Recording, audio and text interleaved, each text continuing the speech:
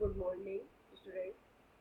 कल हमने अपने लेक्चर में ये बताने का प्रयास किया था कि जलवायु विज्ञान क्या है, जलवायु विज्ञान की परिभाषा क्या है, किस किस विद्वान ने इसकी डेफिनेशन दी है।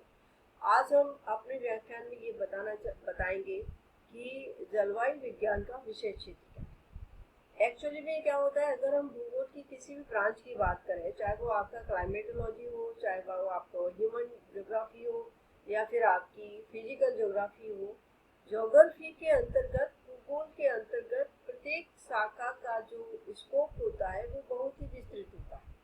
क्योंकि ज्योग्राफी के अंतर्गत हम केवल किसी चीज का क्षेत्रीय अध्ययन ही नहीं करते, बल्कि उसकी क्षेत्रीय प्रादेशिक रूप से जो डाइवर्सिटी पाई जाती है, जो विविधता पाई जाती है, उसका भी अध्ययन करते हैं। तो इस आधार पर अगर हम बात करें तो क्लाइमेटोलॉजी, जलवायु विज्ञान का विषय क्षेत्र भी अपने आप में बहुत ज़्यादा विस्तृत माना जाता है और अलग अलग विद्वानों ने इसे अलग अलग ढंग से विभाजित किया है। तो इसके विषय क्षेत्र की बात करते हैं तो जलवायु विज्ञान के विषय क्षेत्र को वायुमंडलीय प्रक्रियाओं के विस्तार के आधार पर JJO ने 6 उप विभागों में विभाजित किया है। इसमें पहला आता है आपका रीजनल क्लाइमेटोलॉजी, जिसे हम हिंदी में प्रादेशिक जलवायु विज्ञान कहेंगे। दूसरा आता है आपका लोकल क्लाइमेटोलॉजी या आपका स्थानीय जलवायु विज्ञान। तीसरा है फिजिकल एंड डायनामिक क्लाइमेटोलॉजी, भौतिक या गत्यात्मक जलवायु विज्ञान। और चौथा है अप्लाइड क्लाइमेटोलॉजी, व्यवहारिक जलवायु विज्ञान। और फिफ्थ है आपका हिस्टोरिकल क्लाइमेटोलॉजी। तो सबसे पहले हम बात करते हैं रीजनल क्लाइमेटोलॉजी की। रीजनल क्लाइमेटोलॉजी एक्चुअली में ये आपका जो होता है, इसके अंतर्गत हम विभिन्न आकार वाले क्षेत्रों में समान जलवायु दशाओं वाली विभिन्न प्रकार की जलवायु का अध्ययन करते हैं। इन क्षेत्रीय इकाइयों का जो मापक होता है वो अलग अलग होता है। जैसे सपोज करो क्या कहते हैं,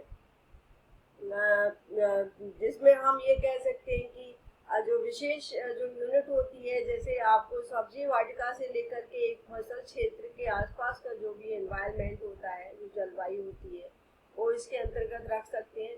या फिर किसी नगर की जलवायु क्षेत्र को रख सकते हैं, ग्राम की जलवायु क्षेत्र को रख सकते हैं, वन क्षेत्र की जलवायु को रख सकते हैं, मरु क्षेत्र, पर्वत, मैदान और पूरे महाद्वीप की जलवायु भी इस रीजनल क्लाइमेटोलॉजी के अंतर्गत हो सकती है।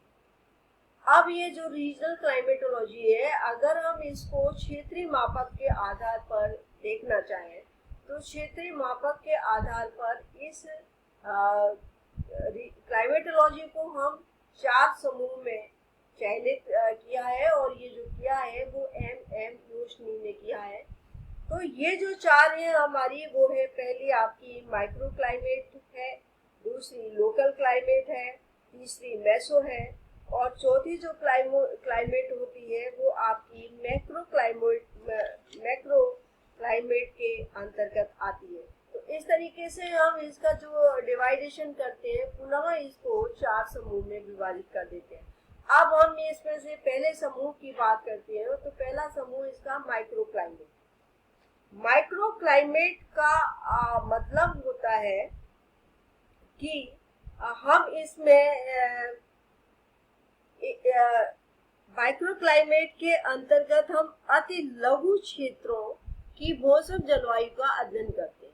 अब इस लघु क्षेत्र को अगर हम समझे तो इसके विस्तार के हिसाब से अगर हम देखें तो इनका क्षैतिज विस्तार 1 मीटर से 100 मीटर तक होता है और इनका जो लंबवत विस्तार होता है वो धरातलीय सतह से 100 मीटर की ऊंचाई तक, वायुमंडल की 100 मीटर की ऊंचाई तक माना जाता है।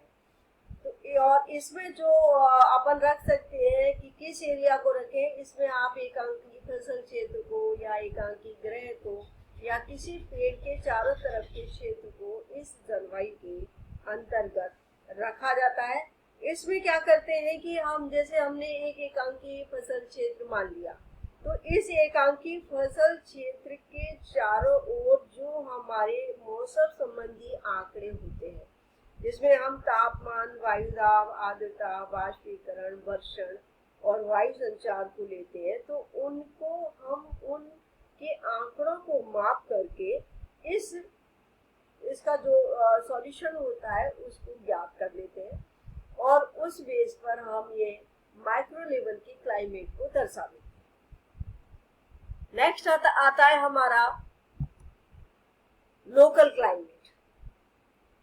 लोकल क्लाइमेट या इसको हम हिंदी में कहते हैं स्थानीय जलवायु। इसमें सूक्ष्म स्तरीय जलवायु के क्षेत्रों की मौसम संबंधी दशाओं को सम्मिलित रूप से स्थानीय जलवायु कहते हैं। इसमें जलवायु संबंधी दशाओं में लंबवत विभिन्नता की तुलना में क्षैतिज विविधता पर अधिक ध्यान दिया जाता है।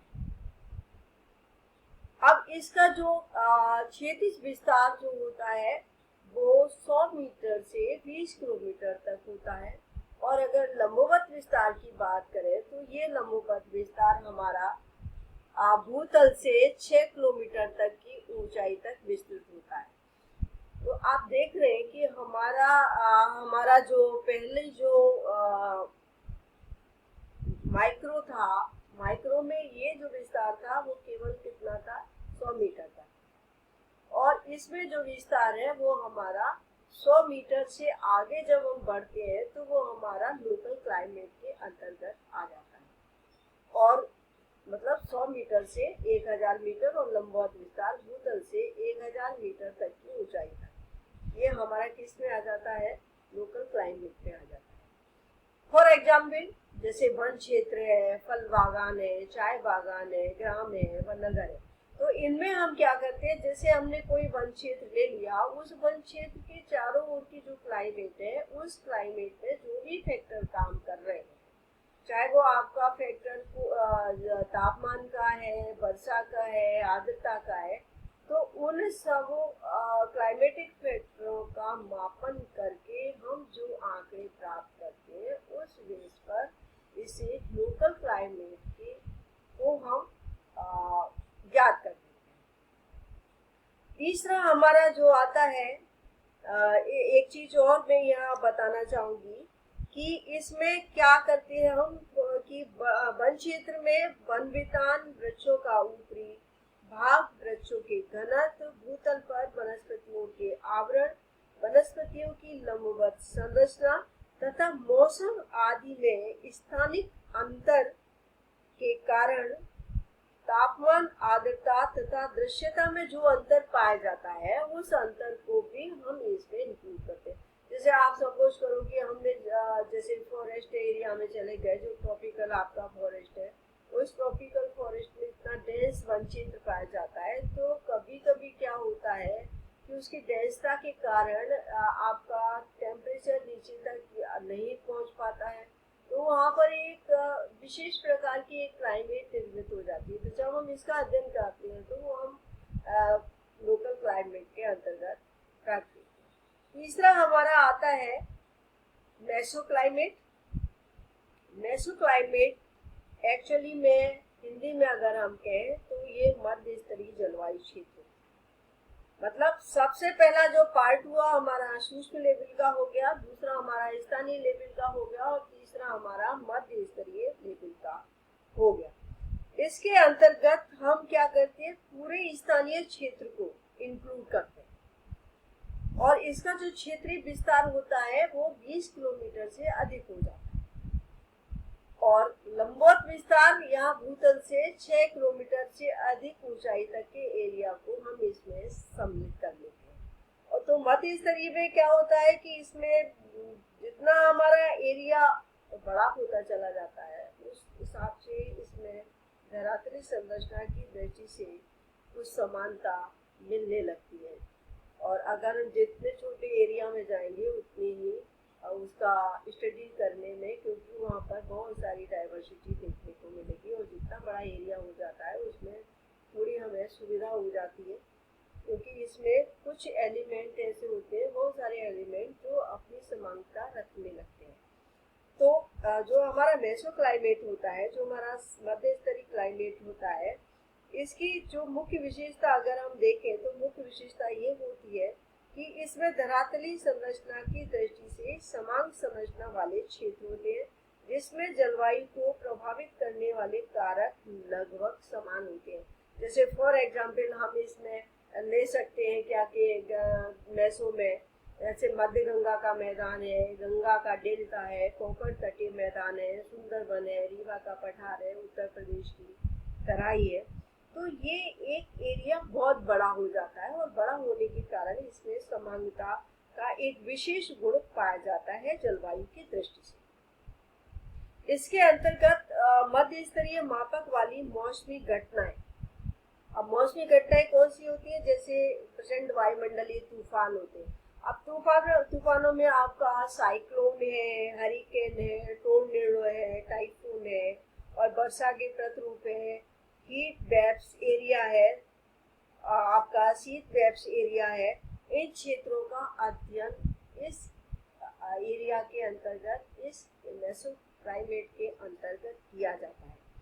और अब इनकी जो हम सूचनाएं इकट्ठी करते हैं, क्योंकि ये सारी हमें सूचनाएं कलेक्ट करनी पड़ेंगी किसी भी उपकरण के माध्यम से, तो इनकी जो सूचनाएं हम कलेक्ट करते हैं वो हम उपग्रहों के माध्यम से या राडार प्रणाली के माध्यम से इनकी सूचना कलेक्ट करके हम ये कैलकुलेट कर लेते हैं कि ये क्षेत्र में क्या किस प्रकार की जलवायु दशाएं हुई। नेक्स्ट हमारा जो आता है मैक्रो क्लाइमेट।